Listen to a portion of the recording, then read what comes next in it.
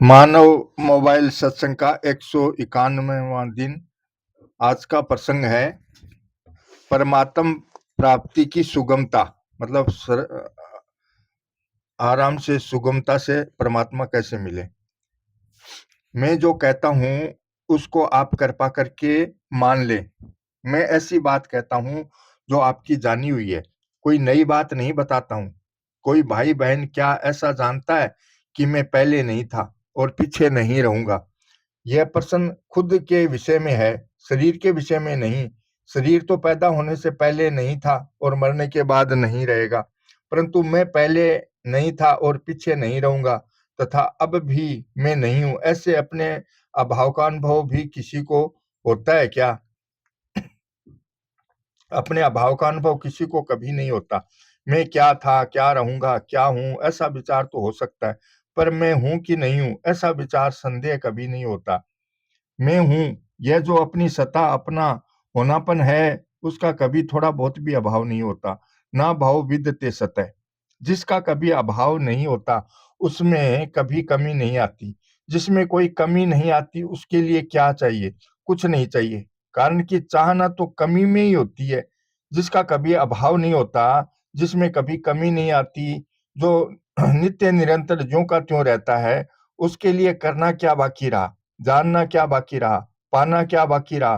परंतु उस है में स्थित न होकर जो प्रतिक्षण नष्ट हो रहा है, उस शरीर में आप स्थित हो जाते हैं। तब करना भी बाकी रहता है, जानना भी बाकी रहता है और पाना भी बाकी रहता है। इस बात को भी आप जानते हैं कि शरीर प्रतिक्षण बदलता है, कभी भी एक रूप नहीं रहता। अगर शरीर एक रूप रहता तो बचपन का शरीर अभी भी रहना चाहिए था, परंतु बचपन का शरीर अभी नहीं है। यह सबका अनुभव है।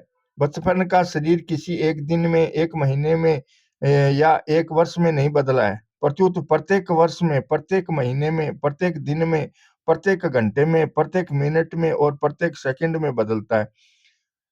अतः केवल बदलने के पुंज का नाम शरीर है। शरीरादि पदार्थ स्थूल बुद्धि से दिखते हैं, सूक्ष्म बुद्धि से देखें तो केवल परिवर्तन ही परिवर्तन दिखेगा, वस्तु नहीं दिखेगी।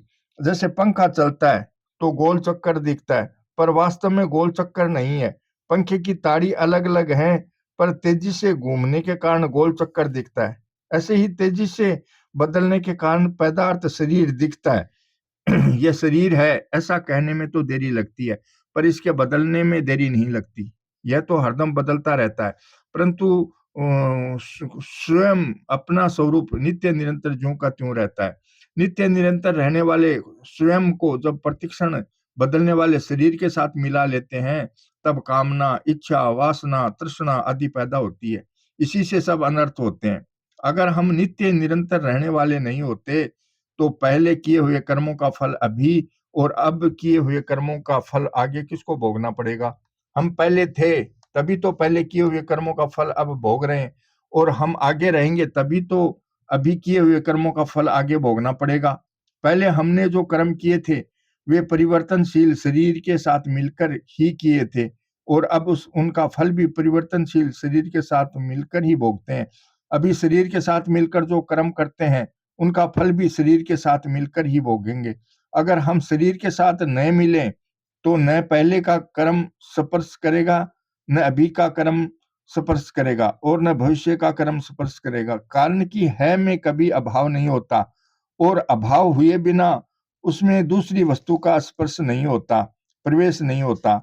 वह है सदा ज्यों का त्यों रहता है। इसलिए उनका अनुभव करने वाले महापुरुषों ने कहा है सो सुंदर है सदा, नहीं सो सुंदर नाही, नहीं सो प्रगट देखिए, है सो दिखे नाई। है तो सबका दृष्टा है, वह दिखे कैसे? आंख से सबको देखते हैं पर आंख नहीं दिखती, परंतु जिससे देखते हैं वही आंख है। इसी प्रकार हम है को, परमात्मा तत्व को अर्थात अपने होनेपन को देख नहीं सकते, परंतु जिससे यह सब दिख रहा है वही है, परमात्म स्वरूप है। इस बात को आप मान लें। आप कह सकते हैं कि हमें उनका अनुभव नहीं हो रहा है, अतः उसके अनुभव के लिए आप जिज्ञासा करें, व्याकुल हो जाएं। आप कृपा करके ऐसा मत माने कि वह है, दूर है, वह आएगा अथवा हम उसके पास जाएंगे तब उससे मिलन होगा। नहीं तो भजन करते हुए आप तो समझते हैं कि हम भगवान के पास जा रहे हैं, पर वास्तव में भगवान से अपने को दूर कर रहे हैं, भगवान से अपने संबंध के अभाव को दृढ़ कर रहे हैं। भगवान तो फिर मिलेंगे, अभी तो नहीं मिलेंगे, ऐसी धारणा रखते हुए राम राम जपते हैं। कृपा करके इस धारणा को छोड़ दो, हमें अनुभव नहीं हो रहा है, यह बात मानो तो कोई हर्ज नहीं, पर यह बात दृढ़ता से मान लो कि भगवान सब जगह है, मौजूद है। मैं हूं, इसमें भी भगवान है, मन में भी है, बुद्धि में भी है, वाणी में भी है। राम राम राम, इस आवाज में भी भगवान है। देखने में, सुनने में, समझने में जो कुछ भी आ रहा है वह सब भगवान ही है। भगवान कहते हैं, मनसा वचसा दृष्टया गृहीते अयरे पिंद्रिय अहमेव न मतो अन्य दीति बुद्धि धव मेजसा।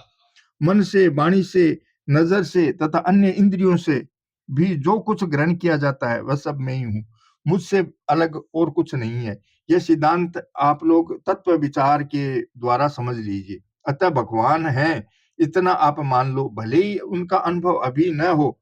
संत महात्मा कहते हैं, वेद पुराण कहते हैं, बड़े बड़े जानकार कहते हैं कि वह है, बस वह है, ऐसा मानते हुए लगन पूर्वक राम राम जप करो तो बहुत जल्दी अनुभव हो जाएगा। उसका अनुभव कैसे हो, क्या करूं, कैसे करूं, किससे पूछूं, यह जिज्ञासा जोरदार हो जाए, लगन लग जाए, राम नाम को छोड़ो मत, क्योंकि इसके सिवाय संसार में और कोई सहारा नहीं है। मरने पर भी कहते हैं राम नाम सत्य है, शरीर संसार असत्य है। अतः राम राम करते रहो, रह में, आ में, मैं में, जीव में, मन में, सफुना में, चिंतन में, बुद्धि में, मैंपन में, सब जगह वह परमात्मा परिपूर्ण है जो सब में रमण करता है और जिसमें सभी रहते हैं, उसका नाम राम है। राम नाम का जब बहुत ही महान और सुगम साधन है। कल लकवे की बीमारी वाले एक भाई मिले थे, वे और कुछ नहीं बोल सकते थे, केवल राम राम बोल सकते थे। उनसे भी पहले एक भाई कलकत्ता में मिले थे, वे भी कुछ नहीं बोल सकते थे, केवल राम इतना कह सकते थे। राम नाम लोक में, परलोक में, सब जगह शांति देने वाला, सबको सुख देने वाला है। सुमिरत सुलभ सुखद सब काहू, लोक लाहू पर लोक निभाहू। आप यह बात चाहे श्रद्धा से मान लो, चाहे विश्वास से मान लो, चाहे युक्ति से मान लो, चाहे अनुभव से मान लो, चाहे सोच समझ कर मान लो कि परमात्मा सब जगह है। जहां आप हो वहीं परमात्मा है। आपकी एकता परमात्मा के साथ है, बदलने वाले शरीर के साथ नहीं।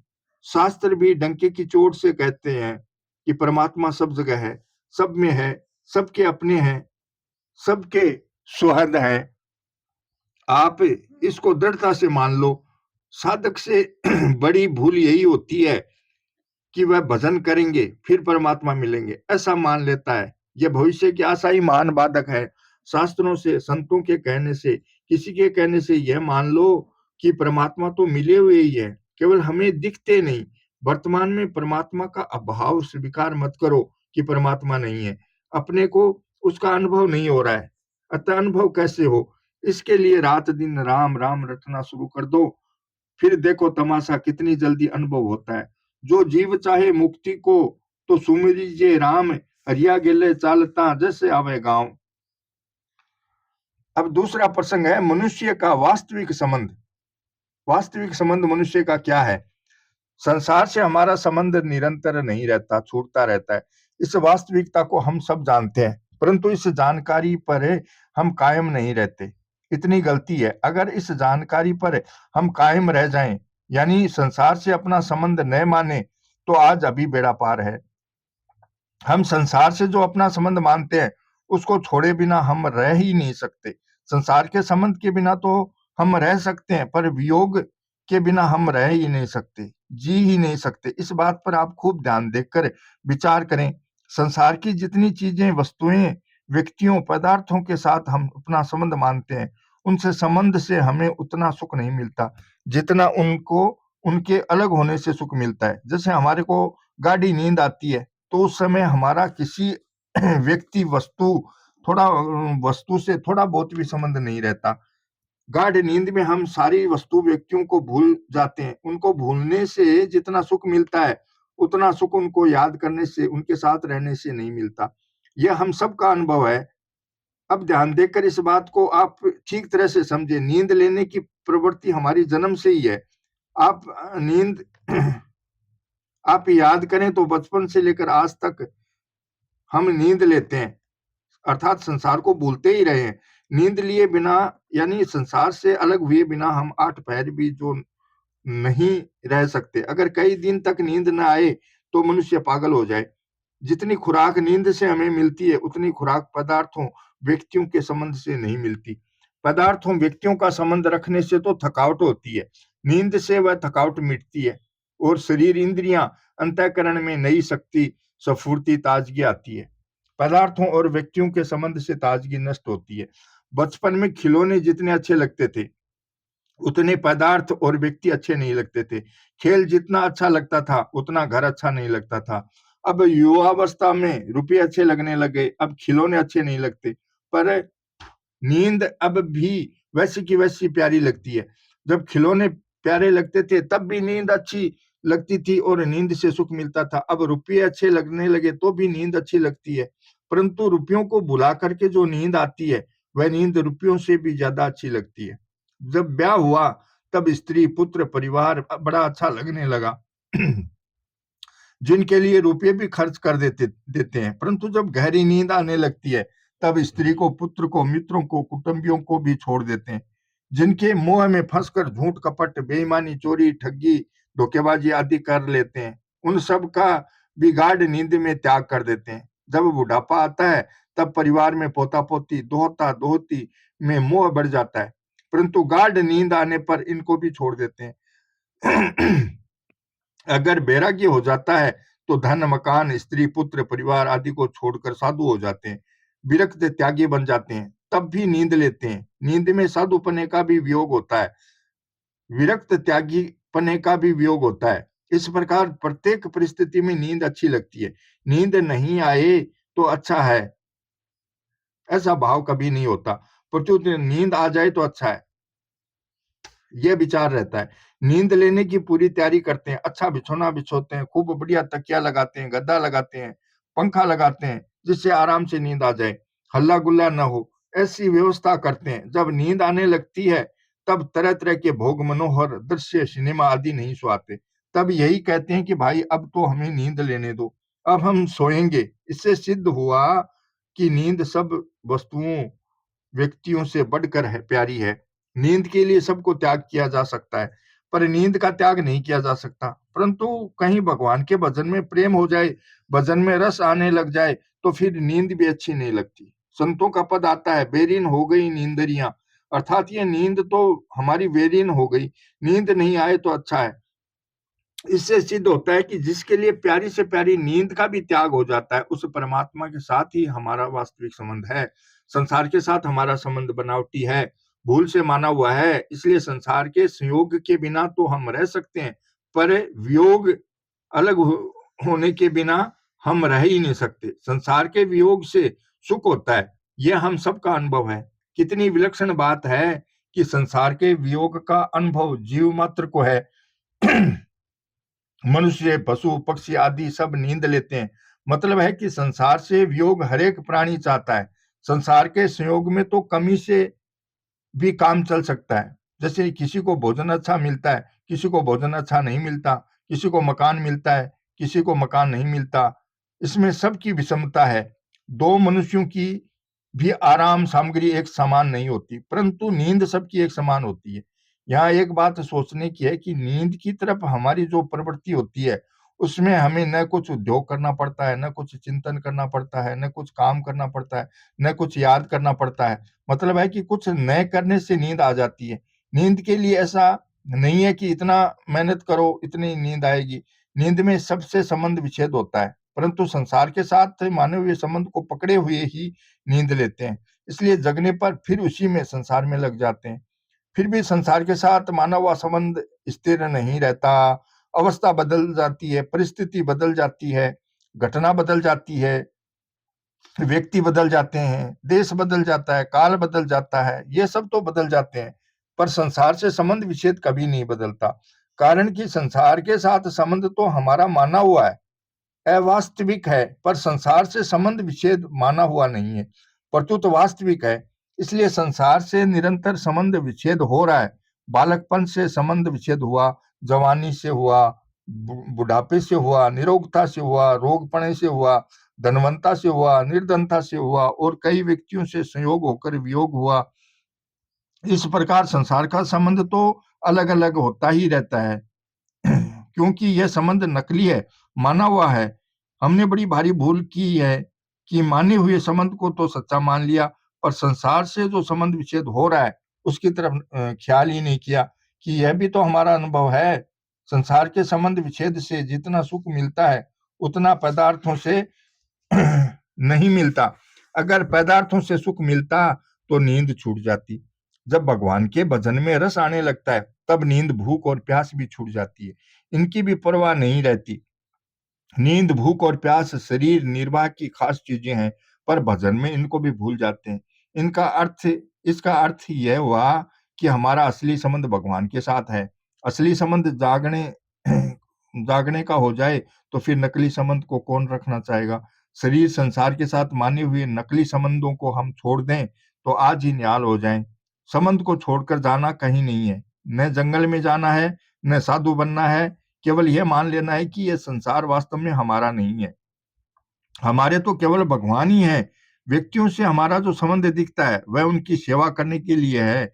परिवार से हमारा कोई संबंध नहीं है, पर परिवार की सेवा करने का हमारा संबंध है। वस्तुओं से हमारा जो संबंध दिखता है वह उनको दूसरों की सेवा में लगाने के लिए है। न तो हमारे लिए कोई व्यक्ति है और न हमारे लिए कोई वस्तु है। जो हमारे कहलाते हैं उन माता पिता, स्त्री पुत्र, भाई भौजाई आदि की सेवा कर दो बस। वस्तुएं तो उनकी सेवा के लिए हैं और वे सेवनीय हैं। शरीर उनका ही है, इसलिए शरीर को उनकी सेवा में लगा दो। हमें उनसे कुछ लेना ही नहीं है, उनकी वस्तुओं को उन्हीं की सेवा में लगा देना है। इसी को कर्मयोग कहते हैं। कर्मण्यवाधिकारस्ते माँ फलेषु कदाचन, माँ कर्म फल हेतुर्भुर्मा ते संगो असत्व कर्मणि।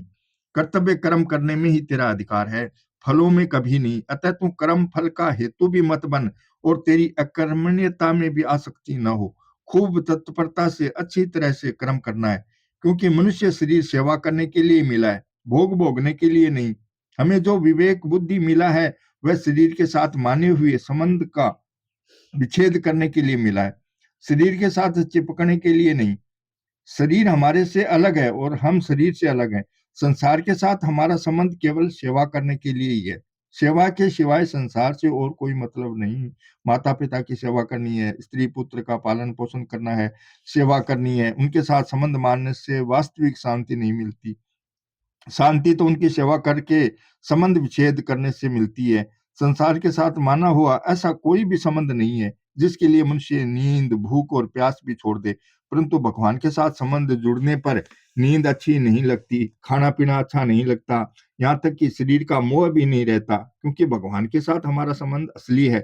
नारद जी के पूर्व जन्म के